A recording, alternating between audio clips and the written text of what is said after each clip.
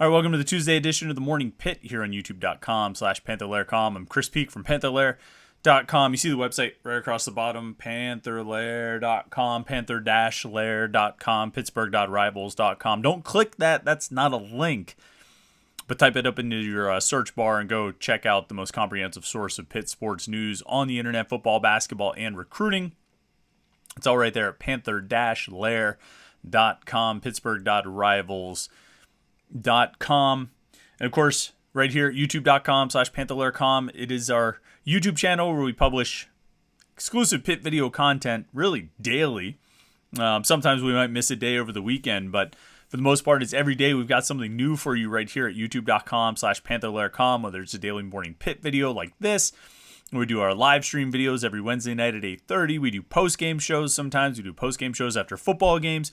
We've done a few after basketball games. We'll certainly have one tomorrow night after the North Carolina game. Like I said, we usually do an 8:30 live stream every Wednesday night, but since Pitt's going to play a basketball game tomorrow night at 7 o'clock, and it's on the road, so we'll all be watching it on TV. I figure once the game ends, we might as well go live for a little post-game show right here at youtube.com/Panther-Lair.com. You don't want to miss any of that, so make sure you subscribe. Click that subscribe button right down there, and you can turn on your notifications. You'll get an alert anytime we go live. Get it sent right to your phone here at youtube.com/Panther-Lair.com. So like this video and subscribe to our YouTube channel. We would appreciate it very much. And then you can stay up to date on everything we do here. So, football stuff. I got basketball photos showing right there, but it's a football conversation day. There's obviously going to be a lot to talk about basketball-wise tomorrow as we get ready for Pitt, North Carolina. And actually, I mean, to be honest, Jeff Capel spoke to the media yesterday. Jamarius Burton did too. And both of those guys had a lot to say. And I would like to actually talk about some of the things they had to say. But if you go look, actually, you can see the headlines there, the two videos of Capel and Burton. They're on the front page at Panther-Lair.com right now, or right here at youtube.com/Panther-Lair.com. You can find the videos of Jeff Capel's press conference yesterday and Jamarius Burton's press conference yesterday, and they're both worth your time. We'll have transcripts and articles and stuff like that from it later on Panther-Lair.com. But for now, we got to talk about that top headline up there, Pitt's 2023 football schedule. Schedule release things are weird. You know, I didn't get a chance to watch the show on the ACC network last night when they announced the schedule. And I get it. There's a lot of hype. Everybody wants to know what the schedule is. There's a lot of anticipation for it. And so inevitably these teams and these leagues and these TV networks, primarily the latter, are going to put something into it. You know what I mean? They're going to try and make it a big deal and get everybody excited and milk it for all that it's worth and make a couple extra bucks off it. I understand that. I'm here doing a YouTube video talking about a schedule release myself. But it's still weird to have a 2-hour show on the ACC network talking about football schedule releases. And it's even weird to have a 12-tweet thread talking about schedule releases or whatever it was that Pitt put out. I mean, just tell us the schedule, man. I mean, just let me know what it is. Now, it only took a few minutes before the whole thing was revealed, so it's not like I wasted a lot of time waiting for it. But either way, it is good to know. It's good to know what the schedule looks like. We already knew the opponents. We knew the home and away, but we didn't know the date. We knew the dates for 4 of the games, the 4 non-conference games, but we didn't know anything else. You know, we didn't know the dates of Pitt's 8 ACC games. We found out one earlier in the day yesterday. November 11th, Pitt's going to play Syracuse at Yankee Stadium. It's an interesting one. I'm going to be completely honest. I'm not a big fan, generally speaking, of football games in baseball stadiums. Not because I'm some weird purist or I feel like it's important to have a stand against things. I just don't think you get a good look at the game. I don't think it's a good viewing experience. It wasn't a good... You know, from the press box perspective, it wasn't a good viewing experience when Pitt played the Pinstripe Bowl in 2016. I think Miami might be a baseball stadium. I mean, it's just, even when you watch the Fenway Bowl, I mean, they have both teams on the same sidelines because it's so freaking far away. They had to try and move the field as close as they could to the stands so people could actually see what's happening in the game. Generally speaking, and I think people had that experience in the Pinstripe Bowl as well. Generally speaking, I don't think it's a great viewing experience, but it's much better to drive to New York City than it is to drive to Syracuse. It's much better to be in New York City than it is to be in Syracuse, even if you're in the Bronx. And the Bronx is like the Syracuse of the New York City boroughs. And it's still better wait, is the Bronx the Syracuse of New York City boroughs or Staten Island?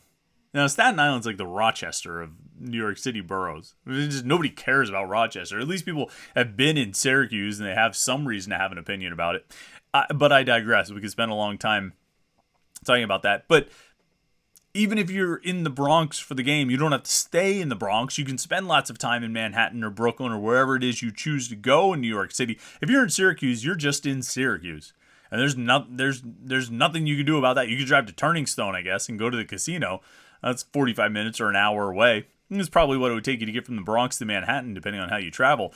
But it's better to be there than it is in Syracuse.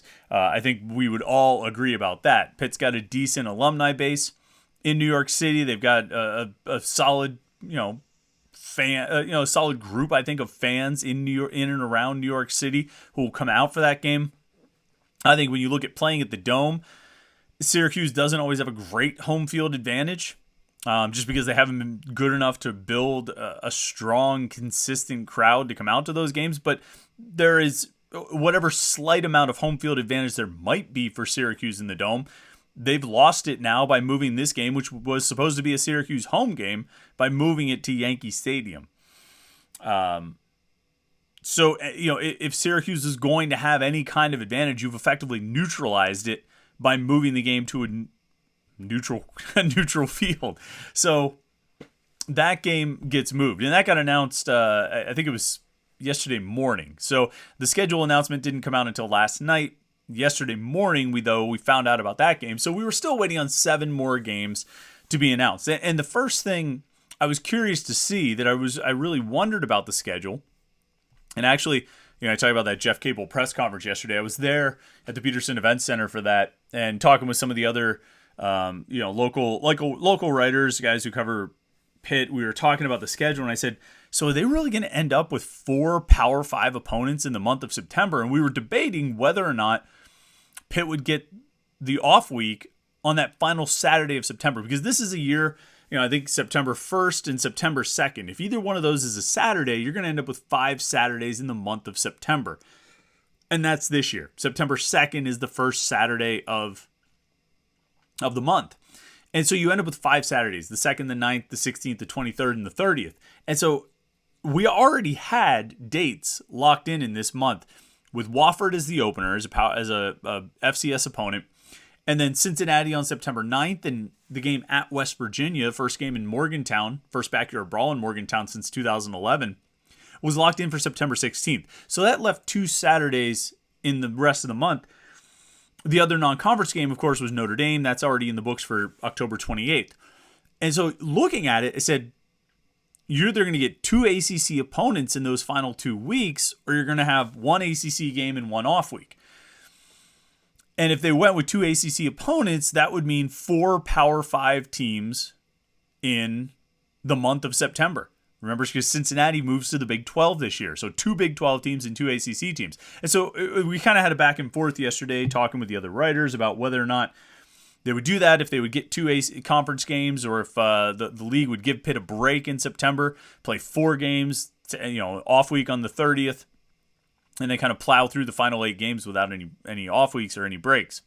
Well, they decided to give them 2 ACC games in September. So you go Wofford, Cincinnati, at West Virginia, and then the final 2 weeks of the month, North Carolina at home and at Virginia Tech to end September. 5 games in the month, 4 of them against Power 5 opponents.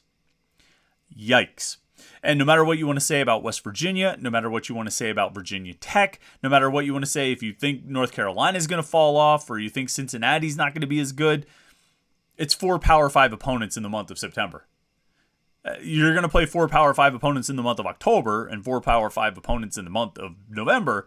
That's inevitable, unless you're in the SEC when you get that random, FCS game late in the year. You don't want to have 4 Power 5 opponents every month, and I guess Pitt actually only ends up with 3 opponents in the month of October, because they do get their off week the week after the Virginia Tech game. So they're off the week of October 7th, and they play pretty much 7 consecutive weeks after that, more or less. But no matter what you want to say about some of those teams, that's daunting. That's jumping right in, head first. Opening against Wofford with new head coach Sean Watson, former Pitt offensive coordinator, who replaced former Wofford head coach Josh Conklin, former Pitt defensive coordinator.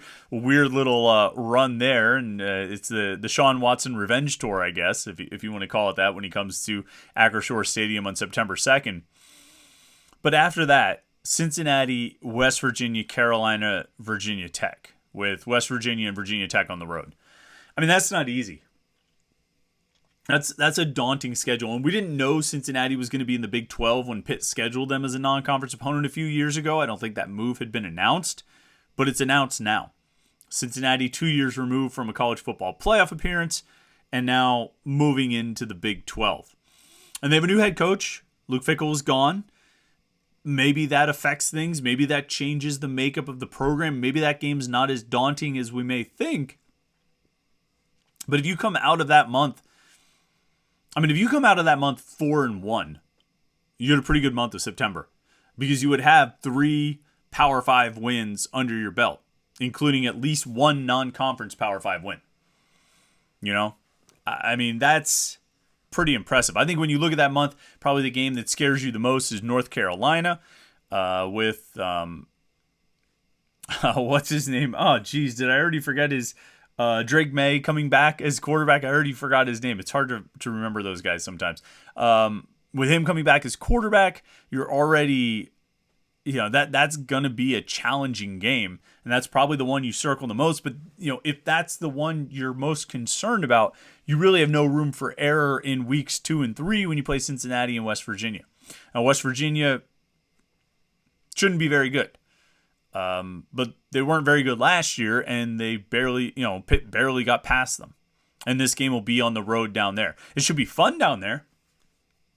It should be an exciting game, or exciting atmosphere, an exciting energy in the crowd. It's always been fun. Every time I've gone to a game down there, I covered the 2005 game, 2007, 9, and 11. So that's 4 times I've gone down to Morgantown to cover Pitt West Virginia games.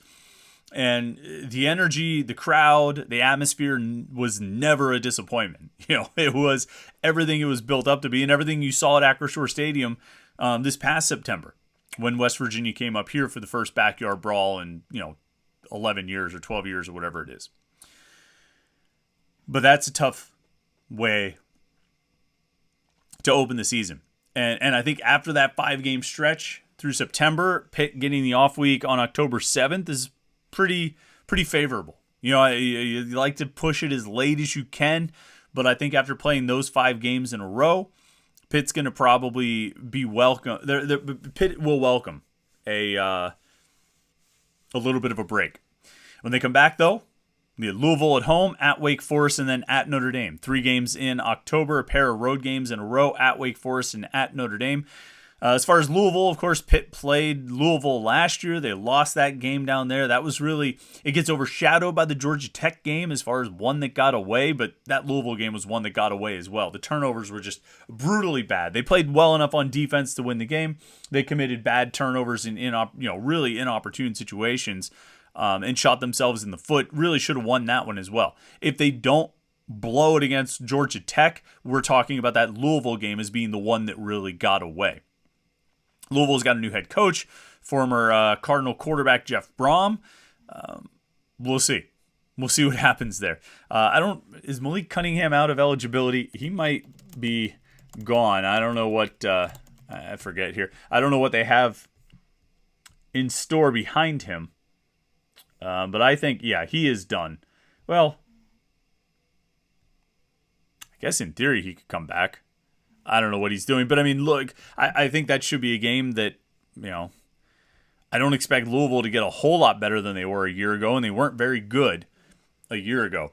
Going to Wake Forest. Wake Forest playing without Sam Hartman for the first time since the Reagan presidency.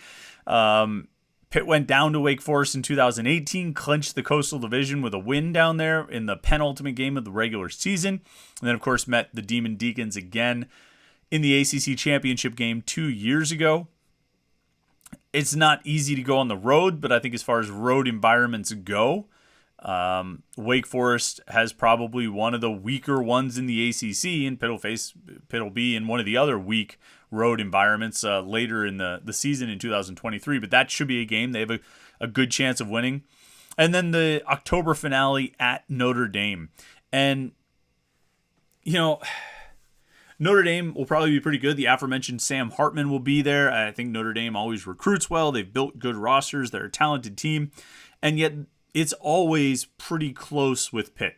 Even in 2018 when I think Notre Dame ended up in the college football playoff, I believe. And they were like ranked number 5 at the time. Pitt was reeling. Actually, they had just beaten Syracuse at home in 2018. Pitt was reeling after losing to Carolina and UCF. They came home and beat Syracuse, and then went out to Notre Dame and really took them down to the wire, and very well could have won that game and looked like they were every bit the equal of the Irish, because for whatever reason, Pitt and Notre Dame, Pitt seems to rise to the occasion against the Irish. Now, it's going to be tough. You're going to be on the road. Who knows what state these two teams will be in by then? I mean, they'll be in Indiana. That's what state they'll be in. But that's going to be another challenging game. And then you close out with the month of November. Florida State coming to Pittsburgh for the first time since Pitt joined the ACC in 2013. Their first game as members of the ACC was the 2013 season opener.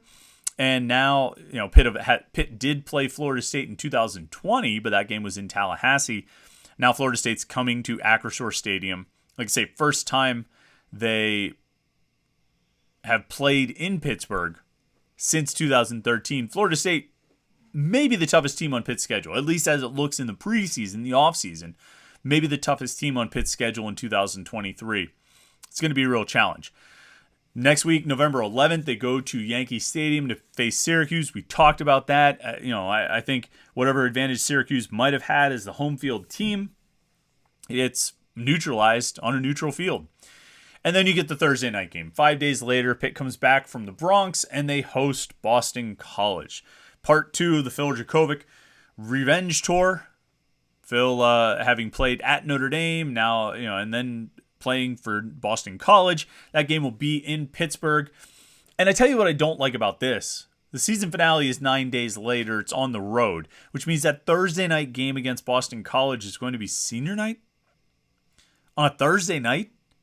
They don't draw good crowds for senior day as it is, but on a Thursday night, I mean, Pitt never draws well on a Thursday night.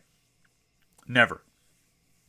I mean, unless you put West Virginia in the crowd, and I guess, obviously that would be the one exception when they played West Virginia this past year on a Thursday night. You obviously got a great crowd there, but unless it's West Virginia or it's Penn State or it's Notre Dame, you're not going to draw a good crowd, and you're sure as hell not going to draw a good crowd for Boston College, even if it is senior night. And it's disappointing because you'd like to see a good crowd show up for senior night, to send those guys off with, the proper respect for the time they've spent at Pitt, and it's not going to happen because the game is put on a Thursday night. It stinks to close your home schedule on a Thursday night, but that's the case. I mean, I guess at least it's not North Carolina. I think when we all looked at the schedule and saw Pitt had a home game against North Carolina, you figure that's going to be a Thursday night because it always is. Well, not this year. North Carolina is a Saturday in September, and the Thursday night game that you're inevitably going to get is Boston College in the home finale on November 16th. And Pitt shares the interesting note that Pitt and Boston College have not met on a Thursday night since 1996. I did not know they played Thursday night games in 1996. And then the finale, November 25th at Duke. It's is that a letdown as the season finale? Playing Duke? I don't know. I don't care. I don't really think about it like that. I think when you look at how the league is set up this year with no more divisions, where the top two teams, the two best records will be the teams that go to the ACC championship game on, I think it's December 2nd. Pitt was kind enough to put it in their press release about the schedule to include December 2nd. But with the new setup of the league this year, where you go to the top two teams are going to be the ones that advance to the ACC title game, it kind of doesn't matter who you play in that last week, as long as it's a conference opponent. If you end up with a non-conference game, then that's going to have an impact. But as long as it's a conference opponent, it doesn't matter who it is, because you're going to be sort of competing for it, right? It's not like you're meeting Miami in the finale in what could be a game that decides the Coastal Division. I think the league was set up that way a number of times, or the schedules were set up that way a number of times, and I don't know if it ever panned out that way. The first year Pitt won the division, they did play Miami in the regular season finale, but Miami was well out of it by then, and Pitt had already clinched the Coastal a week earlier at Wake Forest. The second time that Pitt won the Coastal, they closed the regular season at Syracuse. So I think if you were in divisions, you would want the division favorites to face each other in the final game of the regular season, with the thought that there would be something on the line. Now, I think it's more likely that I shouldn't say it's more likely that there's going to be something on the line, because the reality is when you get down to that final week of the season, there might only be something on the line for like 2 teams, as opposed to potentially 4. Although I guess when Clemson was running roughshod over the Atlantic, there was rarely ever anything on the line for the Atlantic Division teams in the final week. Is it ending the season with a dud by playing at Duke in the regular season finale? I don't know. I think, there are, as I look over the schedule, I say, well, it's a real grind to get through the month of September. There's an early bye, but that's not the worst thing when you've got that month of September, like I mentioned, and then, going 5 games off week, 7 games, that's not that bad. 6, I think probably you'd prefer to go 6 off week 6.